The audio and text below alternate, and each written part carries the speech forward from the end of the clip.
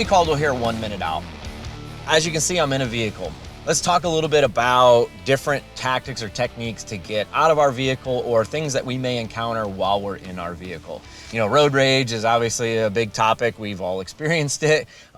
We've seen plenty of videos of people getting drug out of their cars or fights happening inside of a car or just different situations. So we always want to be aware of our surroundings and know what's going on. So number one, take that cell phone when you get in your car and throw it in a box somewhere, all right? Don't worry about being on it.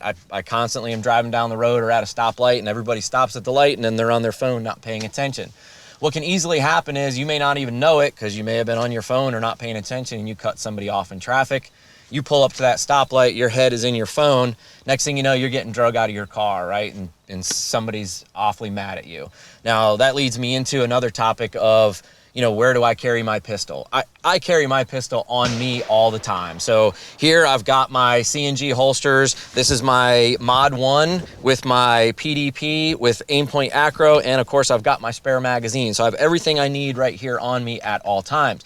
I don't keep my pistol on any type of a holder or next to my seat because in that exact situation, you're not paying attention, somebody could drag you out of your car. What good does your pistol do to protect you if it's in your vehicle and you're not even within arm's reach of it? So always keep your pistol on you. All right, another thing that we need to think about is, let's say I pull up to that light and some guy in front of me or I notice behind me in my mirror is getting out of their vehicle. The first thing that I do is I remove my seatbelt because I do not want to be stuck inside my car and stuck inside my seatbelt, because in that rush of trying to get out or do something, you know that seatbelt's going to lock up and tighten up and then you can't go anywhere.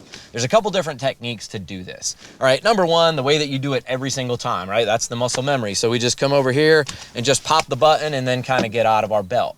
Now, the only downside to that is we could get hung up with this arm inside the belt. So one of the things that I like to do is just take this arm and just swim it underneath the belt. So once it's underneath, now once that belt pops, it's gonna clear, I'm totally free, right? And I can get out of the vehicle. So as soon as I see somebody get out of a vehicle at a stoplight or some situation where I'm like, why is that person getting out of a car? I'm getting that seatbelt off me in case I need to do something, draw my pistol, or get out of my car. Now, if I had to do something immediately, somebody got out of their car and I brandish a weapon right away, all right, that seatbelt's already off. Here's one thing to think about, and I think a lot of people don't even consider this, but once that person becomes an immediate threat to you, I'm gonna draw that pistol, get out, and I'm going straight through my windshield. That is the quickest way for me to get rounds downrange or get rounds on that person that means bodily harm or death to me.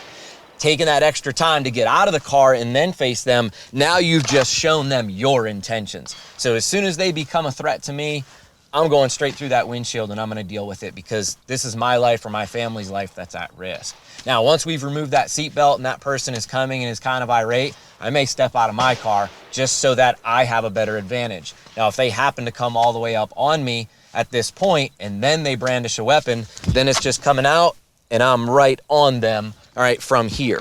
But the big thing is practice this, right? Like everything that we do, whether we're at the range or we're dry firing, make sure for whatever gear you're wearing that day, whether it's your Mod 1 from C&G or you've got your outside the waistband holster, whatever setup that you run, just make sure that you practice it. Go through some different dry fire drills. Make sure you're familiar with getting that seatbelt off of you and you're familiar with the vehicle, because a lot of times that we travel and we're in a rental car or something. If we're carrying on us, make sure you understand where the locks are to get unlocked and locked in the vehicle and where the handle is to be able to get out.